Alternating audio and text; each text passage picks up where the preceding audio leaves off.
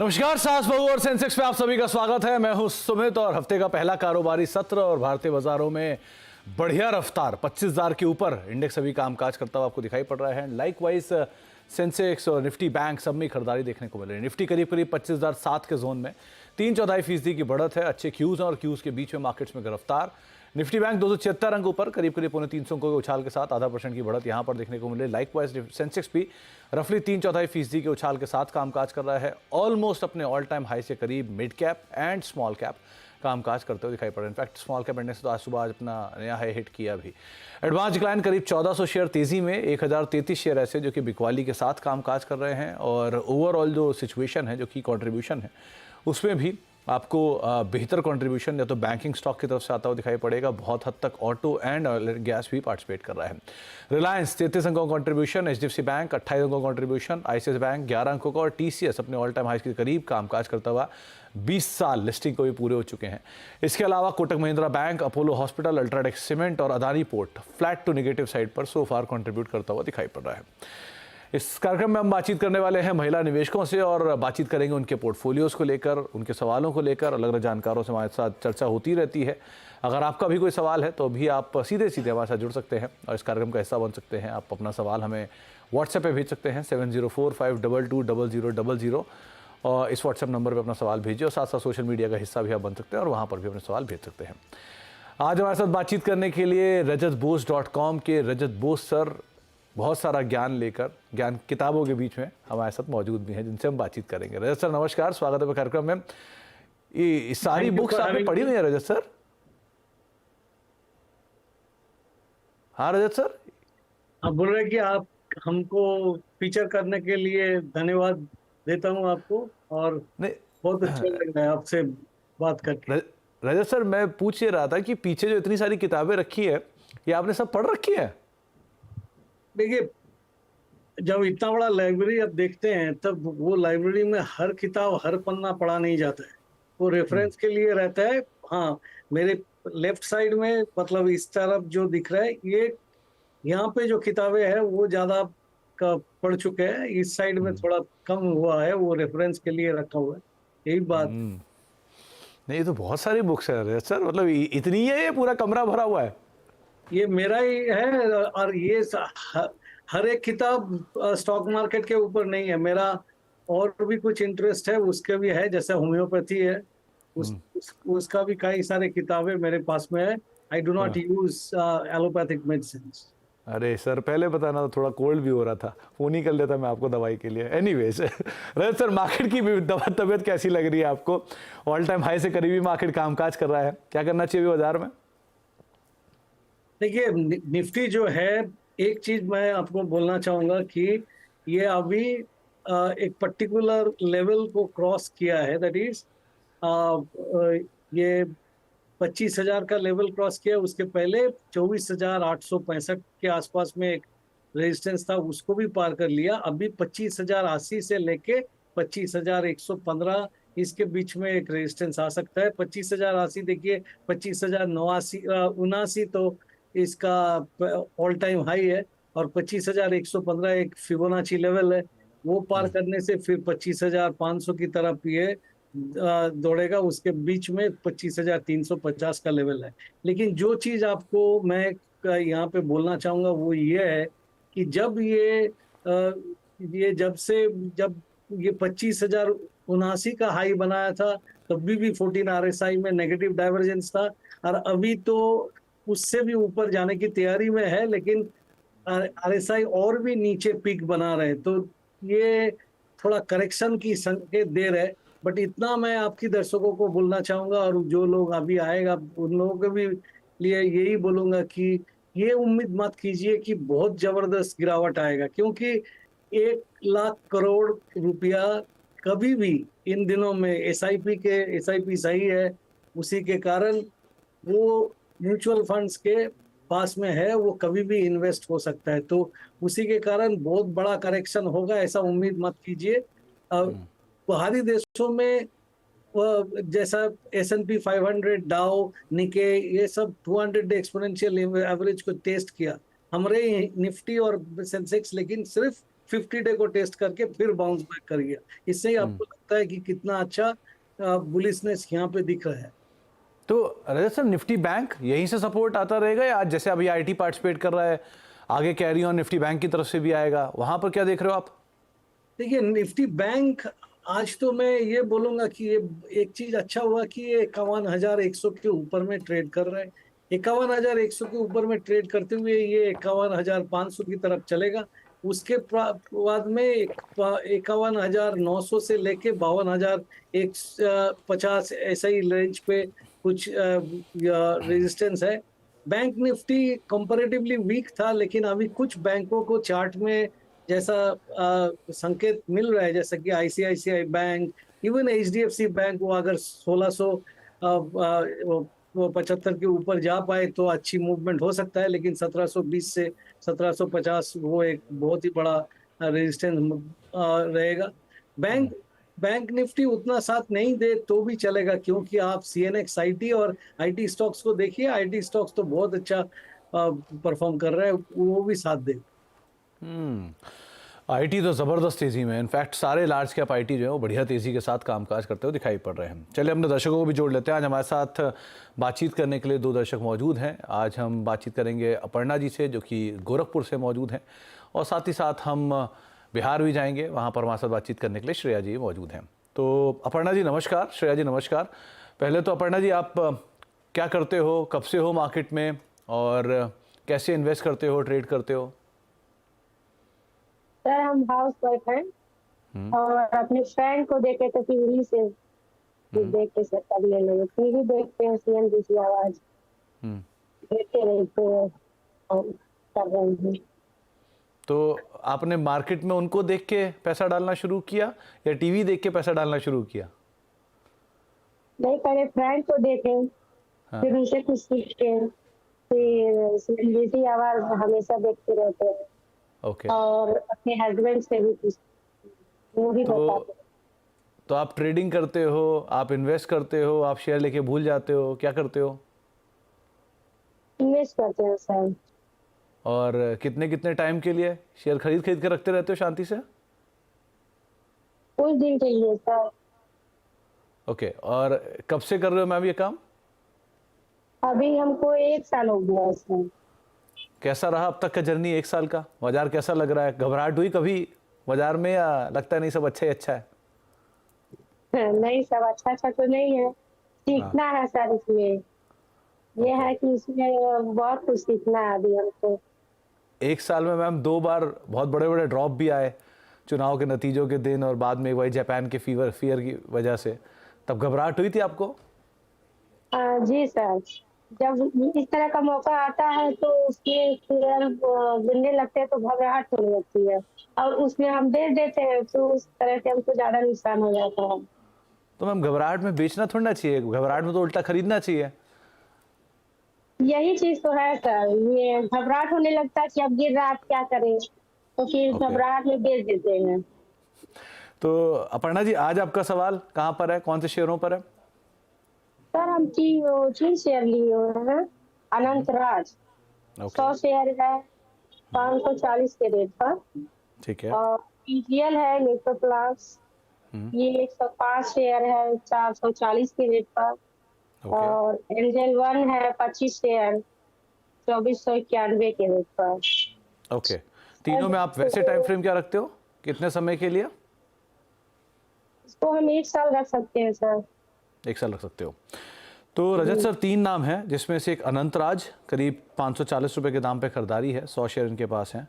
PG Electroplast है 440 रुपए के दाम पर, और एंजल वन, इन्होंने ये तीसरा नाम लिया। क्या क्या हो गया आप इन तीनों पर? देखिए सुमित जी, पीजीईएल जो है, पीजी इलेक्ट्रोप्लास्ट, ये मूवमेंट तो बहुत बढ़िया दिया है, लेकिन पिछले 2 दिन में इसमें एक तो ऊपर में इनवर्स स्पिनिंग टॉप जैसा बना था, उसके बाद में आज के दिन ये फिर भी नीचे जा रहे हैं, मतलब उससे वहां से नीचे आ रहे हैं। 50 day 9 day exponential moving average पे ये सपोर्ट लिया था। आज के दिन जो लो है वो 9 डे एक्सपोनेंशियल मूविंग एवरेज 517 वहां पे सपोर्ट लेके ऊपर आया है। अभी उन्होंने ये लेके रखे हैं तो बहुत बढ़िया है। मेंटेन करके चलिए कि 487 एक स्टॉप लॉस रहेगा, आप मेंटेन करिए। और ऊपर में जो कल मतलब पिछले दिन जो हाई बनाया था 592, लगता है ये इसका ऑल टाइम हाई है, ये पार करके जा सकता है क्योंकि इसमें वो दम है। पर 487 के नीचे एक बार स्टॉप लॉस लगा के इसको इसमें बने रही। जहां तक अनंतराज का सवाल है, हम बोलेगा कि अनंतराज बहुत अच्छी फॉर्मेशन पे है। इसको हम लोग एक बुलिश फ्लैग ब्रेकआउट बोल रहे हैं। ये बुलिश फ्लैग ब्रेकआउट के कारण ये 620 पे अभी चल रहा है। 640 पर करने के बाद में ये 666 और उसके ऊपर में 692 तक भी जाने का उम्मीद किया जा सकता है। अनंतराज में आपका ये जो बुलिश फ्लैग जो बना था उसके नीचे अगर क्लोजिंग हो, मतलब रफली 580 के नीचे क्लोजिंग प्राइस बेसिस पे स्टॉप लॉस लगा के इसमें बने रहना चाहिए। और एंजल वन एक ब्रोकरेज स्टॉक है। सुमित जी माफ कीजिएगा, मैं ब्रोकरेज स्टॉक मीडिया स्टॉक्स में सलाह नहीं देते। एक और स्टॉक था रजत सर, इनके पास वो था BEL का। इन्होंने 100 शेयर ले रखे हैं 283 रुपए के दाम पे, वो भी इन्होंने हमें बताया था। उसके बारे में आप कुछ कहना चाहोगे कि अब तो निफ्टी का भी हिस्सा बनने वाला है? देखिए, इसमें मेरे ख्याल से एक बार अगर नीचे की लेवल पे लिया हुआ है तो एक बार इससे प्रॉफिट बुक कर लेना चाहिए, क्योंकि ये काउंटर अभी डिस्ट्रीब्यूशन दिखा रहे हैं। बीच में जो मतलब ये जो 10 जुलाई के तारीख पे ये 340 का जो हाई बनाया है, उसके बाद में इससे डिस्ट्रीब्यूशन होते जा रहा है। ये फिर से एक बार ये लेवल मतलब 280 के आसपास, ये जो 286 और एक दिन बीच में लो बनाया था वो था 200 करीब करीब 280 के आसपास ही था वो भी लो। तो वही लो को टेस्ट होने की संभावना है और उससे नीचे जाने से 200 डे जो है 240 में वहां तक भी चल सकता है। इसमें अभी एक बार पैसा वसूली कर ले, मतलब मुनाफा वसूली कर लीजिए।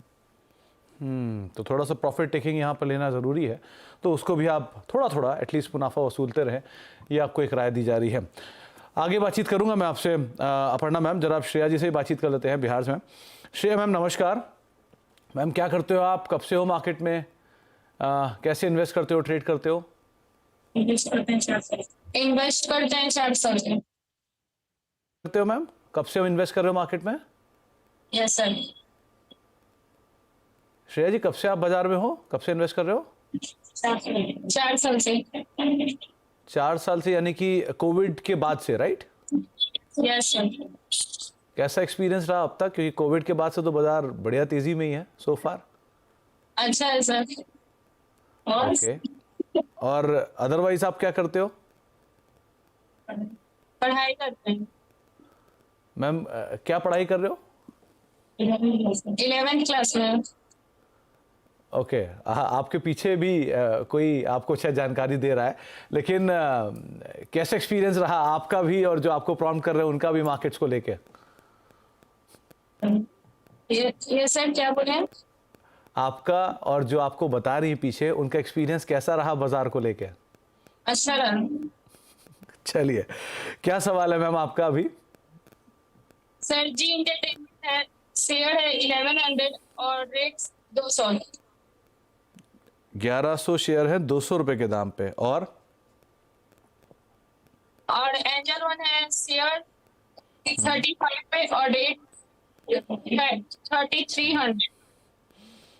मैम 2 शेयर में और देख रहा था श्रेया जी, आपके पास आयरेडा भी है और एक्सिगो भी है, ये खरीदारी करने की कोई खास वजह?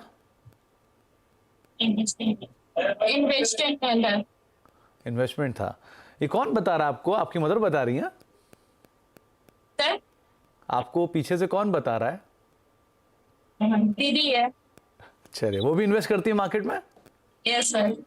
चलिए, बढ़िया, बहुत बढ़िया। रजत सर 2-3 शेयरों के नाम इन्होंने बताया। पहला है जी एंटरटेनमेंट, मतलब ये लार्ज अंडर परफॉर्मर है, पिछले 10-1 साल में ये शेयर वहीं खड़ा है जहां पर 10 साल पहले था। दूसरा BA इनके पास है आयरेडा का शेयर और एक्सिगो का शेयर। दोनों के चार्ट्स में आयरेडा तो ऑब्वियसली बात है एक ज़बरदस्त तेज़ी में रहा है, एक्सिगो के चार्ट हालांकि बहुत नहीं होंगे। क्या राय रखते हो आप इन तीनों शेयरों पर? देखिए, पहले तो मैंने जो कहा था कि मैं मीडिया और ब्रोकरेज स्टॉक में सलाह नहीं देते, सिर्फ इतना ही बोल देते हैं कि आप जो बोला है वो सही है। इससे मतलब अभी उनको डिसाइड करना चाहिए कि जो स्टॉक 10 साल नहीं चले हैं और उसमें पैसा लगा के रखे कि नहीं, बट उससे ज्यादा हम उसमें कुछ बोल नहीं रहा है। और ये IREDA इसमें फिर एक फ्लैग ब्रेकआउट हुआ एक शॉर्ट टर्म करेक्शन के बाद में, तो पॉसिबल है कि ये जो अभी 2 दिन पहले जो लो हाई बनाया था, मतलब 266 के आसपास, उसको पार करने के बाद में फिर से इसमें अच्छी मूवमेंट आएगा। आज ऊपर से गिरा है, फिर भी हम ऊपर की तरफ मूवमेंट होगा ऐसा उम्मीद क्यों करते हैं? उसके कारण ये है कि जो मूविंग एवरेजेस है, मतलब 9 day moving average 20 day moving average को तोड़ के ऊपर की तरफ जा रहे हैं। और 9 डे मूविंग एवरेज अभी जहां पे है उसका लेवल है आपका 247। जब तक 247 नहीं तोड़ता है तब तक उम्मीद कीजिए कि ऊपर चलेगा। और ये एक बार 266 ये लेवल अगर पार कर ले तो 275 और उसके बाद में ऊपर में जो हाई बना था 300 से 310 के बीच में, वहां पर पहुंचेगा ऐसा उम्मीद करना चाहिए।